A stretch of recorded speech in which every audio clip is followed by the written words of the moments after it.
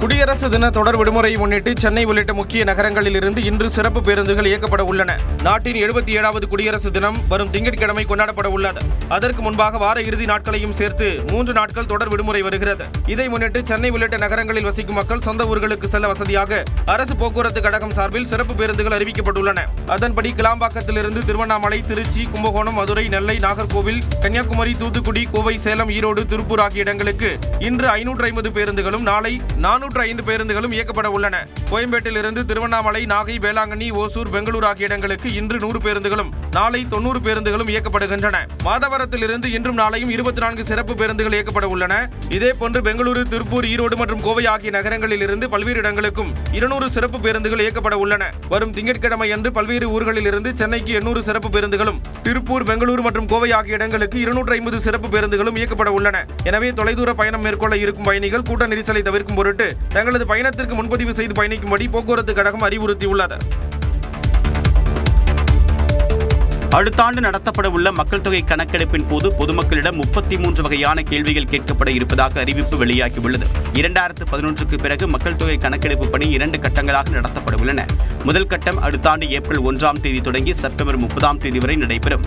இந்நிலையில் கணக்கெடுப்பின் போது மக்களிடம் கேட்கப்பட உள்ள 33 கேள்விகளை மத்திய அரசு வெளியிட்டுள்ளது. வீட்டின் சுவர், கூரை, தரை கட்டுவதற்கு என்னென்ன பொருட்கள் பயன்படுத்தப்பட்டன, வீட்டில் எத்தனை குடும்பங்கள் வசிக்கின்றன, வீட்டின் உரிமை நிலை என்ன, வீட்டில் எத்தனை பேர் உள்ளனர், அவர்கள் வசிக்க எத்தனை அறைகள் உள்ளன, குடும்பத்தில் எத்தனை திருமணமான தம்பதிகள் உள்ளனர் ஆகிய கேள்விகள் இடம்பெற்றுள்ளன.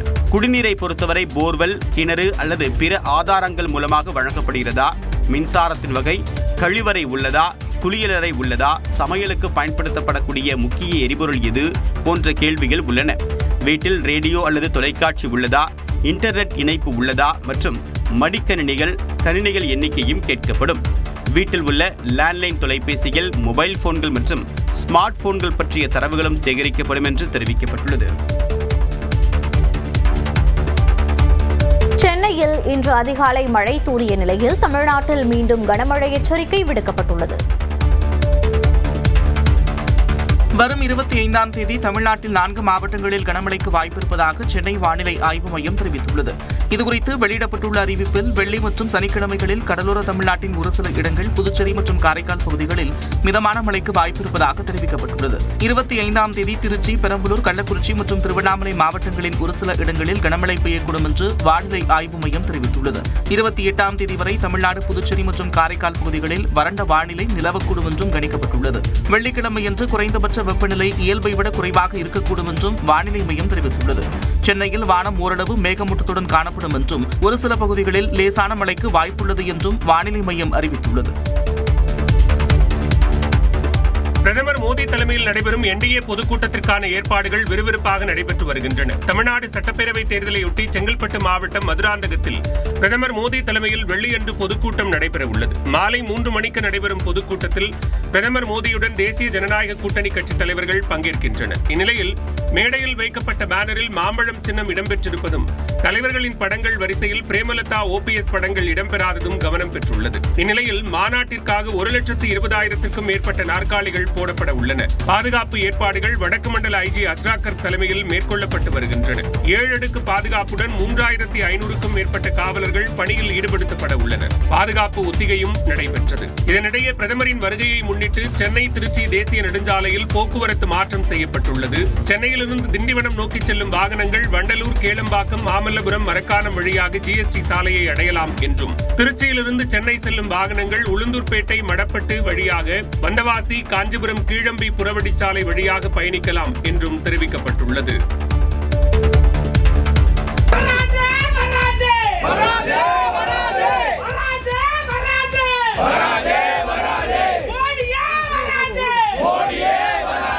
பிரதமர் மோடியின் வருகைக்கு எதிர்ப்பு தெரிவித்து மதுராந்தகத்தில் காங்கிரசார் தீப்பந்தம் ஏந்தி போராட்டம் நடத்திய காட்சிகள்தான் இவை. சட்டமன்ற தேர்தல் நெருங்கும் நிலையில் தேசிய ஜனநாயக கூட்டணியின் தேர்தல் பரப்புரை பொதுக்கூட்டம் செங்கல்பட்டு மாவட்டம் மதுராந்தகத்தில் இன்று நடைபெற உள்ளது. இந்த பொதுக்கூட்டத்தில் பிரதமர் மோடி பங்கேற்று சிறப்புரையாற்றுகிறார். இந்நிலையில் பிரதமர் மோடி வருகைக்கு எதிர்ப்பு தெரிவித்து மதுராந்தகத்தில் காங்கிரஸ் முன்னாள் எம்பி விஸ்வநாதன் தலைமையில் அக்கட்சியினர் தீப்பந்தம் ஏந்தி போராடினர். அப்போது தேசிய ஊரக வேலைவாய்ப்பு உறுதி திட்டத்தில் காந்தி பெயர் நீக்கத்தை கண்டித்து முழக்கங்கள் எழுப்பப்பட்டன. தேசத்தின் தந்தை பெயரை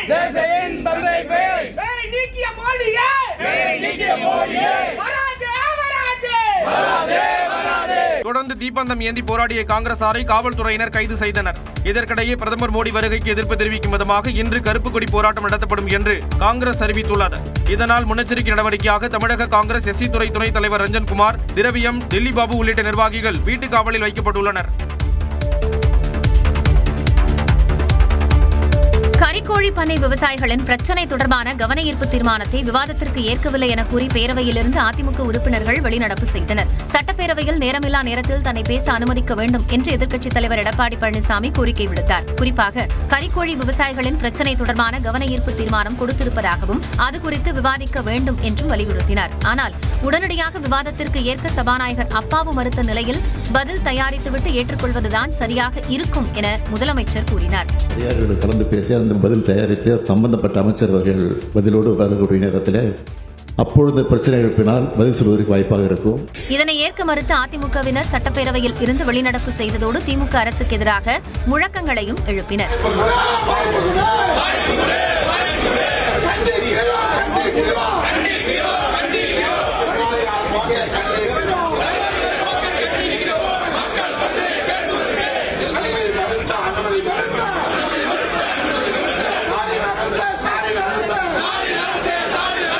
கோழி வளர்ப்புக்கு எவ்வளவு செலவு உயர்ந்திருக்கோ அதற்கு ஏற்றவாறு அவருக்கு உயர்ந்து கொடுக்க வேண்டும் என்றுதான் அவருடைய கோரிக்கை. இதை கூட பேசுவதற்கு இந்த அரசாங்கம் அனுமதிக்கல. திமுக அரசு சர்வாதிகார போக்கை கடைபிடிப்பதாகவும் எடப்பாடி பழனிசாமி விமர்சித்தார். கறிக்கோழி வளர்ப்பு குறித்து ஆய்வு செய்திட மாவட்ட அளவில் தொழில்நுட்ப குழு அமைத்து கால்நடை பராமரிப்புத்துறை உத்தரவிட்டுள்ளது. தமிழ்நாட்டில் ஆண்டுக்கு சுமார் 50 முதல் 55 கோடி கறிக்கோழி வகை கோழிகள் வளர்க்கப்பட்டு விற்கப்படுகின்றன. இத்தொழிலில் ஈடுபட்டுள்ள சுமார் 20,000 கறிக்கோழி பண்ணை உரிமையாளர்கள் 66 ஒருங்கிணைப்பாளர்கள் வர்த்தக ரீதியிலான ஒப்பந்தம் செய்து கொண்டு செயல்படுகின்றனர். இவர்களுக்கிடையே உள்ள அனைத்து பிரச்சனைகளுக்கும் ஒப்பந்த விதிகளுக்குட்பட்டே தீர்வு காண முடியும் என கால்நடை பராமரிப்பு இயக்குநர் நடத்திய கூட்டத்தில் தெரிவிக்கப்பட்டது.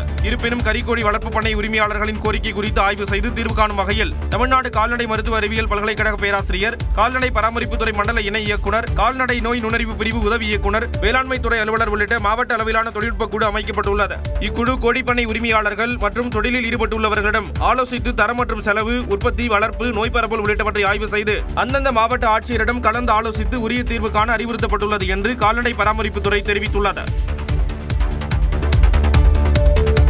விசில் சின்னம் கிடைத்ததை தாவேகவினர் விசில் ஊதி உற்சாகமாக கொண்டாடினர்.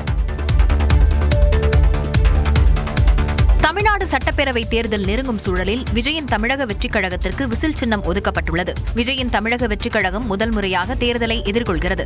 பதிவு செய்யப்பட்ட அதே சமயம் அங்கீகரிக்கப்படாத கட்சியாக தாவேகா இருக்கும் சூழலில் தேர்தலில் போட்டியிட பொது சின்னம் ஒதுக்க கோரி தேர்தல் ஆணையத்திடம் மனு அளித்திருந்தது. விசில், கிரிக்கெட் மட்டை, ஆட்டோ போன்ற விருப்ப சின்னங்களை தாவேகா பட்டியலிட்டு அதில் ஒன்றை ஒதுக்குமாறு வலியுறுத்தியதாக தகவல் வெளியாகியிருந்தது. விஜயின் தமிழக வெற்றிக் கழகம் கட்சிக்கு விசில் சின்னத்தை தேர்தல் ஆணையம் ஒதுக்கியிருக்கிறது.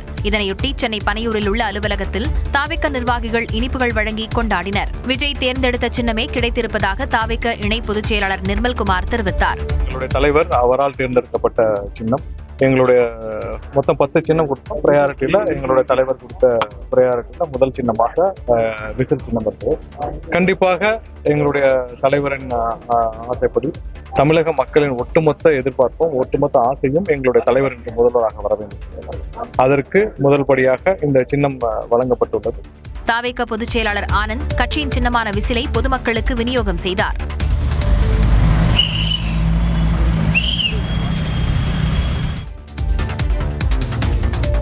விசில் சின்னம் ஒதுக்கிய தேர்தல் ஆணையத்திற்கு நன்றி தெரிவித்துள்ள தாவேக தலைவர் விஜய் தமிழக வெற்றிக் கழகத்தின் தேர்தல் அரசியல் வரலாற்றின் முதல் வெற்றி அத்தியாயம் தொடங்கி இருப்பதாக கூறியுள்ளார். எக்ஸ் பக்கத்தில் பதிவிட்டுள்ள விஜய் இந்திய தேர்தல் ஆணையத்திடம் தாவேக சார்பில் விண்ணப்பித்திருந்த சின்னங்களில் ஒன்றுதான் விசில் எனவும் தேர்தல் ஆணையம் அந்த விசில் சின்னத்தையே ஒதுக்கீடு செய்திருப்பது பெருமகிழ்ச்சி என்றும் குறிப்பிட்டுள்ளார். விசில் என்பது மனிதர்களின் ஆனந்த ஆர்ப்பரிப்பின் வெளிப்பாடாக எழும் ஒலி.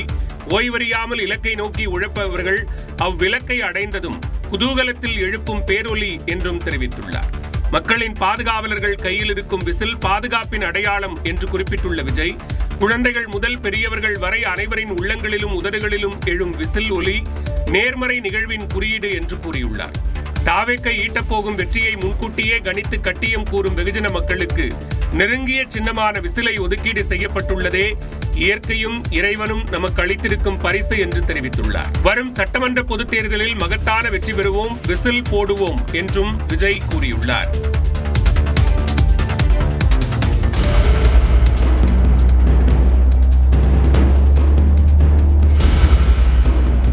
திருப்பூரில் கவிஞர் வைரமுத்து பங்கேற்ற நிகழ்ச்சியில் திடீரென ஷூ வீசப்பட்டது பரபரப்பை ஏற்படுத்தியது.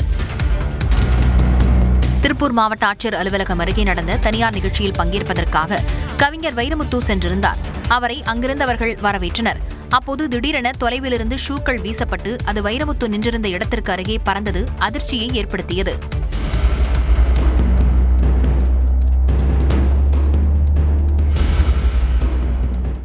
இதுகுறித்து விசாரித்த போது மாவட்ட ஆட்சியர் அலுவலகத்துக்கு வெளியே தர்ணா போராட்டத்தில் ஈடுபட்ட பெண் ஷூக்களை வீசியது தெரியவந்தது.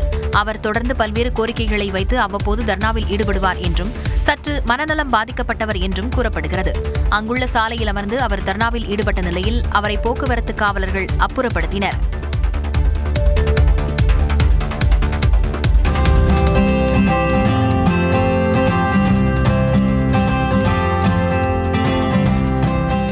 கரூர் மாவட்டம் கிருஷ்ணராயபுரம் அருகே காவிரி ஆற்றில் மீன்களை வேட்டையாட ஒரே நேரத்தில் ஆயிரக்கணக்கில் நீர்க்காகங்கள் குவிந்த காட்சிதான் இது.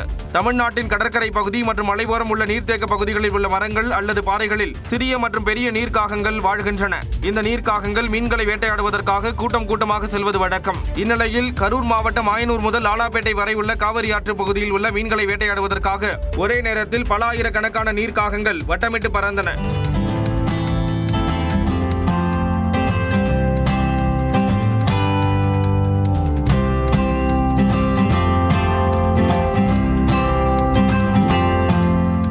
மெய் சிலருக்கு வைக்கும் இந்த காட்சியை அந்த பகுதி மக்கள் கண்டு ரசித்தனர். கோவில்பட்டி சுற்றுவட்டாரத்தில் சின்ன வெங்காய விலை வீழ்ச்சியடைந்ததால் விவசாயிகள் கலக்கத்தில் உள்ளனர். தூத்துக்குடி மாவட்டம் கோவில்பட்டி, விளாத்திக்குளம், புதூர், நாகலாபுரம் உள்ளிட்ட பகுதிகளில் சின்ன வெங்காய சாகுபடியில் விவசாயிகள் ஈடுபட்டுள்ளனர். பொங்கலுக்கு முன்வரை கிலோ 30 ரூபாய் வரை வெங்காயம் விலைப்போட நிலையில் தற்போது 20 ரூபாய்க்கும் கீழ் குறைந்ததால் விவசாயிகள் கலக்கமடைந்துள்ளனர். உரம், களை பறிப்பு என ஏக்கருக்கு 25,000 ரூபாய்க்கு மேல் செலவு செய்த நிலையில் விவசாயிகள் போட்ட காசு கிடைக்குமா என்று அச்சத்தில் உள்ளனர். வியாபாரிகள்ட்ட வாங்கின விதையும் சரியில்லைனால பூ பூத்து நோய் விழுந்திருக்கு. அந்த அளவுக்கு வெங்காயம் போட்ட விவசாயிகள் எல்லாமே ரொம்பவும் நஷ்டத்தில் இருக்காங்க. அதனால வெங்காயமும் சரியில்லை, மிளகாயும் சரியில்லை. என்னதான் செய்யறதுன்னு புரியல. அரசாங்கமாவது உதவி செய்யுமாங்கிறது எதிர்பார்க்கும். கடந்த ஆண்டை காட்டிலும் விலை கடுமையாக குறையும் என கணிக்கப்பட்டுள்ளதால் அரசு தலையிட்டு உரிய நடவடிக்கை எடுக்க வேண்டும் என விவசாயிகள் கோரிக்கை விடுத்துள்ளனர்.